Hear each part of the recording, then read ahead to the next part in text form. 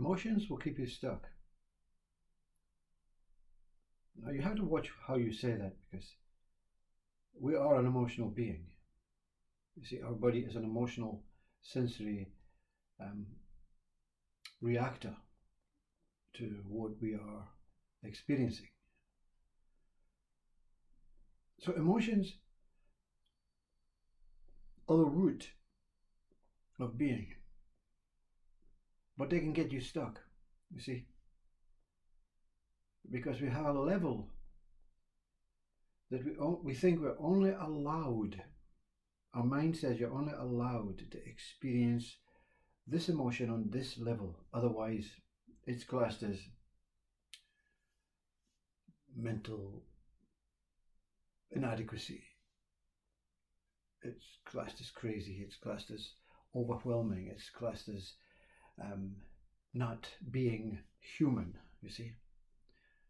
So we have an emotional human body that reacts to the ego of our created, settled environment, boxed, diagnosed. This is the human emotional way of experiencing the human process that we have created for ourselves. But what emotion was the creator of life? If there was a creator of life, what emotion was that one using? Was it love? Because we don't really know what love is. Because love, it seems to come and go. Because the human sensory emotional system comes and goes. We can't be angry every moment of our life. We can't be happy every moment of our life, because these are sub-emotions that have been created from the original emotion. What is the original emotion? Who, what, whether there's a God, whether it's a consciousness, whether it's a spontaneous, unresolved moment, a big bang. If it was created, and of course that's another talk, if it was created through an emotion, what kind of emotion? Our barriers say it's not up to us to know that. But what if it's not a God? What if we are the creator? What if we are this infinite oneness that give life to ourselves? What is it that we don't feel deserved of to go beyond our pretty inadequate emotions? Adequate for the human, adequate for the ego, adequate for the human process, adequate for the birth, living and death scenario, that what we believe is our only experience in this body, in this planet. You see, awakening and enlightenment is not emotional in a human sense. So your mind cannot understand, cannot share, cannot make out what took place, because the human mind, the ego mind, only understands the emotions of happiness, anger, love, hatred, pain, pleasure. So the senses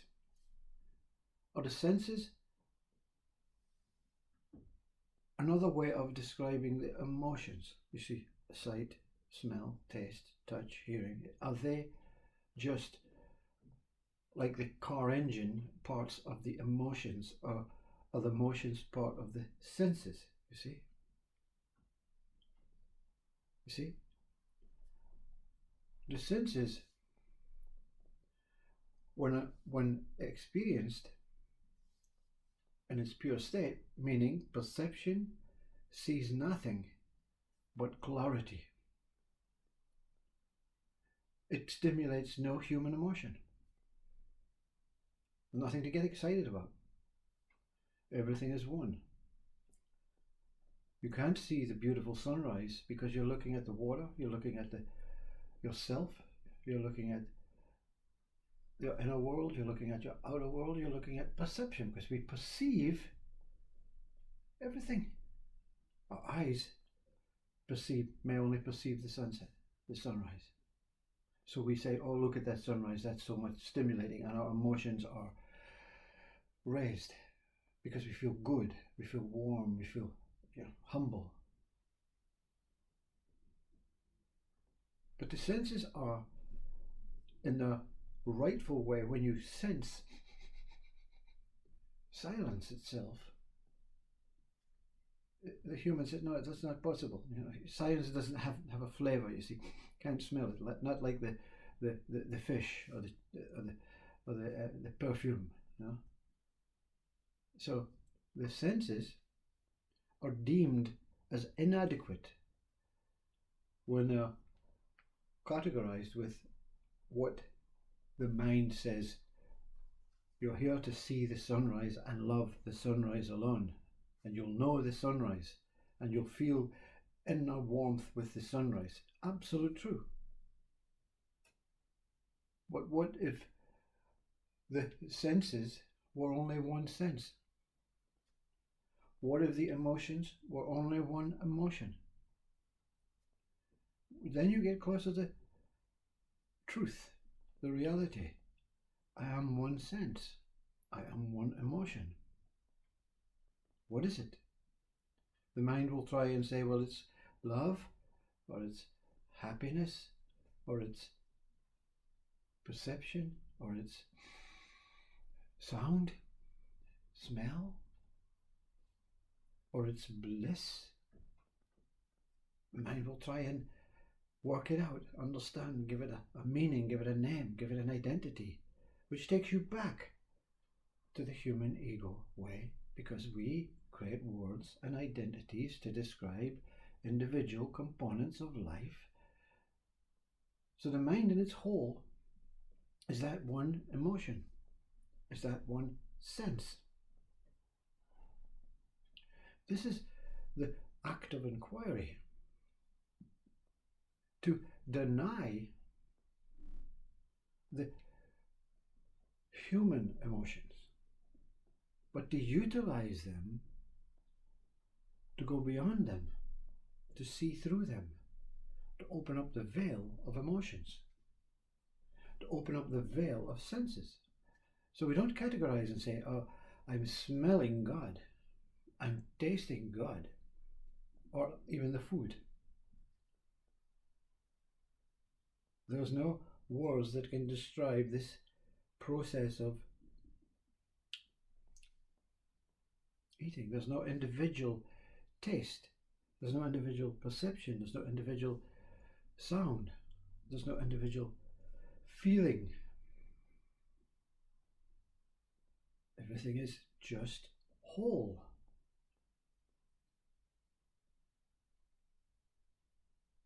And when you discover that you're not just emotions and senses, you're not just human,